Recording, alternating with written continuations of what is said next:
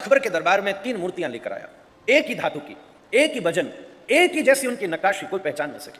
कहा पहली जो मूर्ति है उसकी कीमत है 1 लाख रुपए, दूसरी मूर्ति की कीमत है 10,000 रुपए, तीसरी मूर्ति की कीमत है 1,000 रुपए।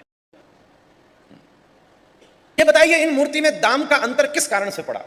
सबका वजन एक सा, सबकी धातु एक सी, सबके ऊपर नक्काशी एक सी, दूर से देखो तो कोई पहचान ही न सके कि इनके दाम में अंतर कैसा है।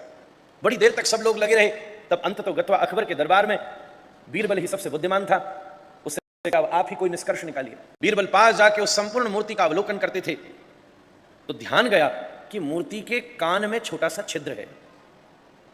ऐसा किसी मूर्ति के कान में छिद्र हो यह सामान्य बात नहीं है, ऐसा कभी पहले देखा नहीं गया, कुछ तो बात होगी। उसी समय अकबर ने से विनती करी और एक सुंदर मोती मंगाया। जैसे ही मोती पहली मूर्ति के कान में डाला, शब्द रह गई कि एक कान में डाला और दूसरे कान से मोती बाहर आ गया।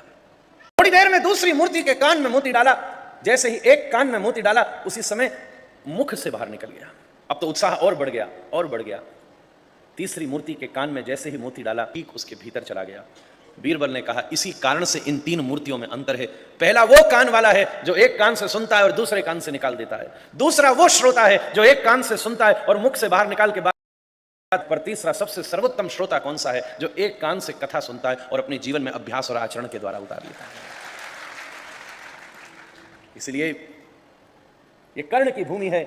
इस कथा में भी ऐसे कर्ण को लेकर आइएगा जो आप इस दिव्य भाव को सुने और अपने अंतःकरण में, अपने विचार में, अपनी चेतना में उतार सकें।